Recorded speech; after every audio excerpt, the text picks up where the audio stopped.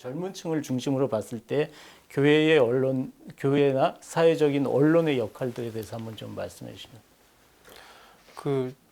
이제 제가 학교에서 학생들과 이제 이야기를 나눌 때 자기가 이제 기독교인이라고 이야기하는 친구들도 많이 있어요. 근데 그런 친구들과 이야기하면서 가장 많이 듣는 이야기는 교회는 질문이 허용되지 않는 곳이라고 이야기를 합니다.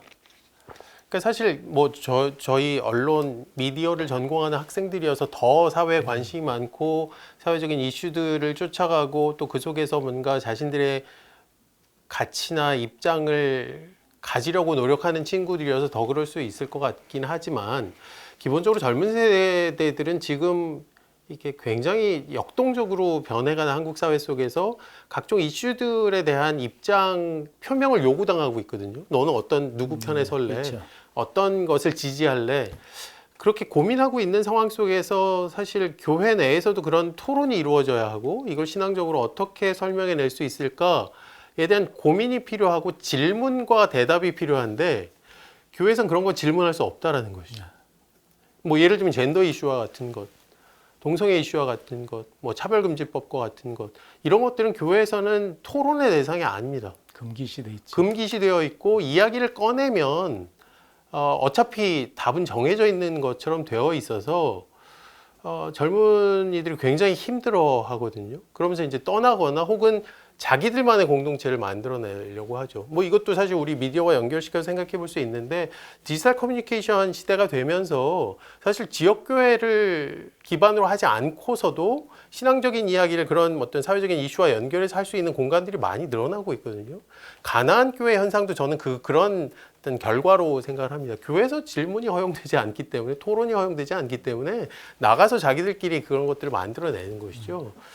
그래서 뭐 기독 언론의 역할이라고 한다면 그러한 뭐 다양한 목소리들, 교회 내의 다양한 목소리들, 특히 이게 교단지이기 때문에 더 그럴 수 있습니다. 그러니까 저는 그렇게 표현하는데 이게 하향 커뮤니케이션과 상향 커뮤니케이션의 균형과 조화가 굉장히 필요하다고 생각을 하는데요.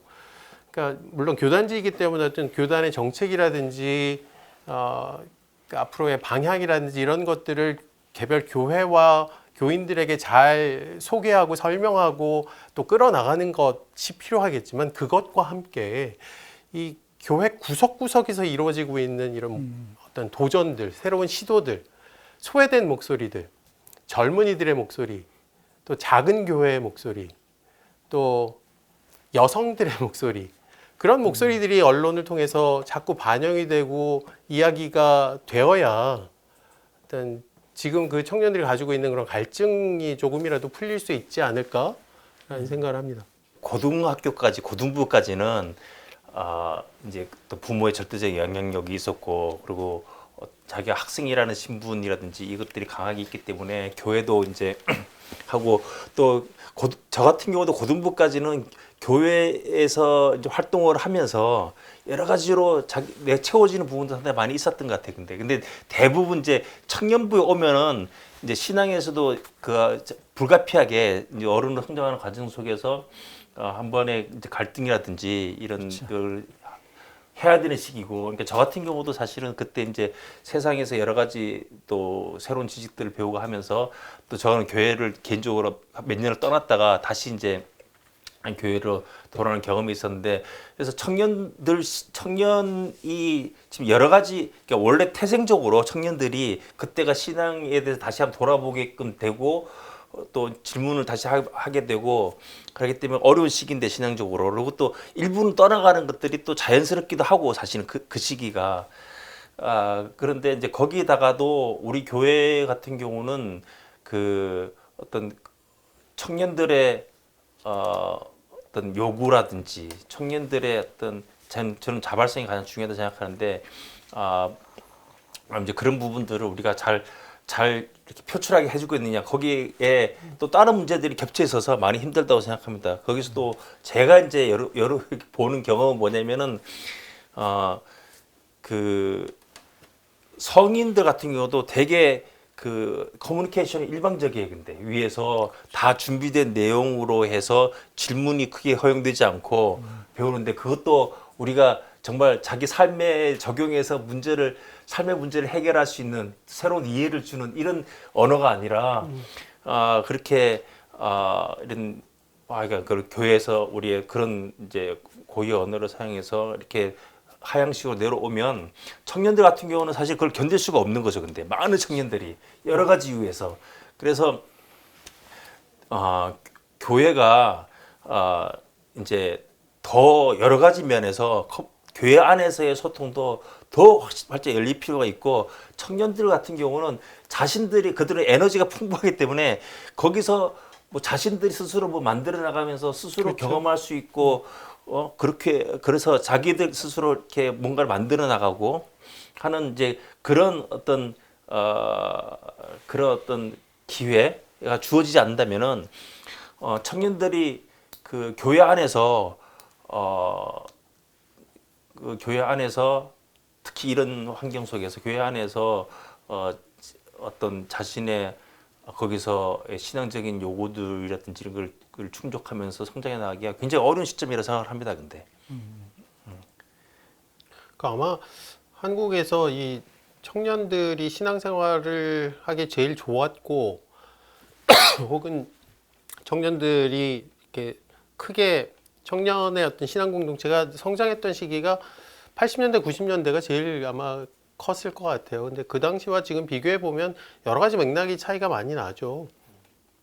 일단은 그 사회적으로 요구되는 것 때문에 어떤 신앙생활을 하기 굉장히 안 좋은 그런 상황이 된 것도 우리가 무시하지 말아야 될 것 같습니다. 청년들이 뭐 소위 스펙 쌓기 혹은 삶을 그 이제 진로를 위한 그런 일들에 훨씬 더 그때와 80년대, 90년대와 비교해 보면 훨씬 더 바쁠 수밖에 없고 신앙생활을 우선순위에서 뒤로 미룰 수밖에 없는 그런 상황이라는 것도 우리가 분명히 인식을 해야 될 것 같고요.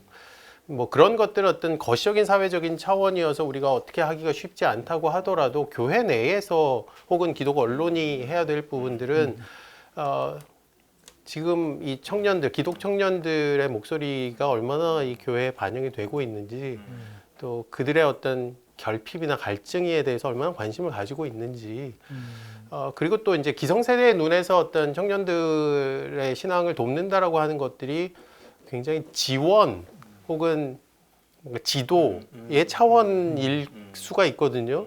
근데 80년대, 90년대 그때 이제 대학부나 청년부의 생각을 해보면 그 성장시켰던 것은 교회 지원이나 지도였다기보다는 스스로의 어떤 자생적인 활동과 자생적인 신앙이었던 것 같습니다. 그러니까 그런 것들을 만들어주는 그런 노력이 필요할 것 같고요. 사실 저는 그런 생각도 했어요. 뭐 제가 지금 출석하고 있는 교회는 워낙 고령화가 되어서 청년들이 거의 없는데 몇 명 남아 있어요. 근데 그 청년들도 사실은 교회에 있는 어른들의 어떤 자녀들인 거죠.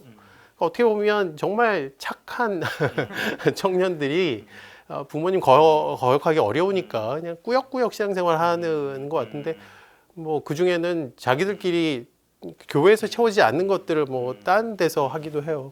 그러니까 오히려 어떤 한 지역 교회 내에서 어떤 모든 세대를 다 아우르려는 것, 그 욕심도 버려야 할 때가 아닌가. 오히려 정말 청년들을 위한 지역 교회들이 생긴다면 그것을 우리가 응원하고 돕고 교계 차원에서 예, 지금 말씀해 주시는 중요한 내용들은 결국엔 소통의 문제인 것 같습니다. 그 교회와 사회의 소통, 그리고 교회 내에서의 이 계층 간의 소통 문제, 이런 부분이 있는데, 교회에서도 발행되는 다양한 문서 매체도 있고, 다양한 이제 미디어 매체들이 요즘은 생겨나고 있잖아요. 그런 걸 통해서 어떻게 소통의 문제, 청년들하고의 기성세대의 소통 문제를 어떻게 해결할 것인지 이런 부분들이 좀 과제가 있으면 해답을 좀 한번 말씀해 주시면 좋겠습니다. 정말 젊은 세대에 대한 관심이 교계 내에서 혹은 교단 내에서 얼마나 진지했을까라는 그런 좀 질문을 좀 오히려 해봐야 되지 않을까라고 생각합니다. 그러니까 이것도 역시 이제 미디어를 통해서 보여지는 모습인데요. 이제 가을철이 되면 교단 총회들을 보통 하잖아요.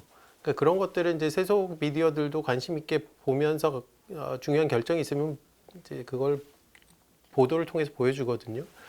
근데 거기서 비춰지는 모습을 보면 한국 교회가 시각적으로 어떻게 받아들여지느냐, 중년 남성, 굉장히 짙은 색의 양복을 입고 있는 중년 남성들의 집단으로 비춰집니다. 여성도 사실은 그렇게 많지 않고, 뭐 그래도 그 통합교단은 조금 나은데 다른 교단 같은 경우에는 교단 총회에 여성의 이 레프레젠테이션은 거의 없고요. 젊은 세대는 뭐 찾을 수 없습니다. 40대도 없는 것 같아요. 50대도 거의 없고 60대, 70대. 그게 어떤 뭐 물론 이런 시각적인 정보를 통해서 뭐 왜곡되기도 하고 뭐 과잉 대표되기도 하겠지만 한국 교회가 지금 중심이 그렇게 가 있는 것은 아닌가. 정말 관심을 갖고 젊은 세대들의 신앙에 대해서 고민하고 있는가에 대한 그런 질문부터 좀 먼저 해볼 필요가 있지 않을까 하는 그런 생각을 합니다. 청년들이 좀 더 자유롭게 그 신앙생활을 또 경험을 하고 할 수 있도록 교회가 또 나아져야 될 부분도 확실히 있는 것 같아요. 그러니까 특히 지역교회 같은 경우는 그 청년들이 소속이라든지 나이든지 이런 것들이 굉장히 다양하기 때문에 어려움이 원래부터 있었고 뭐 한데 코로나가 시작되면서 굉장히 많이 어려워졌어요. 근데 완전히 어려워졌고 근데 또 보면 뭐 여러 교회들이 그런데 그 완전히 이제 온라인 네트워크로 전환이 돼서 그 또 나름대로의 새로운 그 소통의 방식들을 개발해 나가면서 계속 자기들끼리 그 모임은 유지가 되고 있어요. 그래서 그래서 보면 이제 목회자들도 열심히 이제 매일 이렇게 온라인으로 만들어서 또 이제 그 카톡이라든지 이런 걸 또 채널을 통해 갖고 메시지를 배달하는 식으로 이렇게 해서 그런 움직임도 있고 근데 그 청년들의 그 또 요구들 소리에 우리가 좀 더 귀를 기울일 필요가 있고 그래서 뭐 하긴 우리 기독 언론 같은 경우도 우리 목회자라든지 아니면 교회 지도자들이 우리 청년들의 어떤 신앙을 어떻게 도울 것인가라는 것들을 도움이 되게 청년들의 요구와 청년들의 소리들을 그 기독 언론도 많이 소개하는 역할을 하면 좋겠다라는 생각도 합니다. 네. 근데 되게 흥미로운 거는 이제 최근에 코로나 국면에서 개신교인들의 어떤 인구가 얼마나 줄었는지 조사한 것들이 있거든요. 근데 그걸 세대별로 보니까 흥미로운 건 20대는 그렇게 많이 안 줄었어요.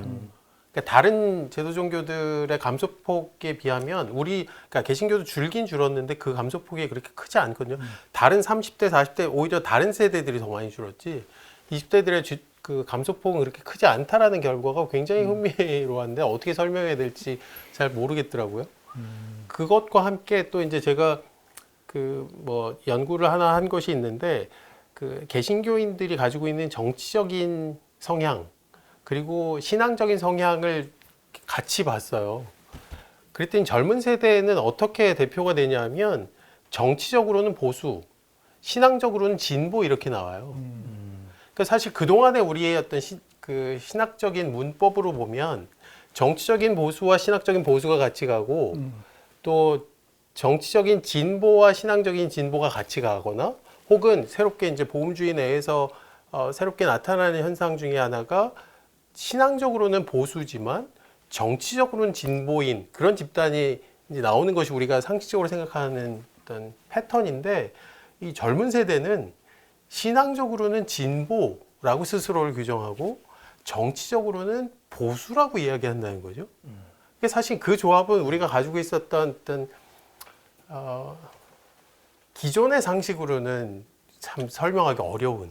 그러니까 그것은 뭐 그 설명을 위해서는 뭐 다른 이야기들이 더 필요하겠습니다. 어쨌든 이 새로운 세대는 기존에 우리가 보지 못했던 상식과 가치를 가지고 있는 집단이다라는 생각들을 해야 된다는 거죠. 기존의 문법을 가지고 기존의 어떤 관성을 가지고 그들을 대했을 때 굉장히 오해하기도 쉽고 그들을 제대로 이해하지 못한다라는 생각을 우리가 기본적으로 좀 해야 될 것 같습니다.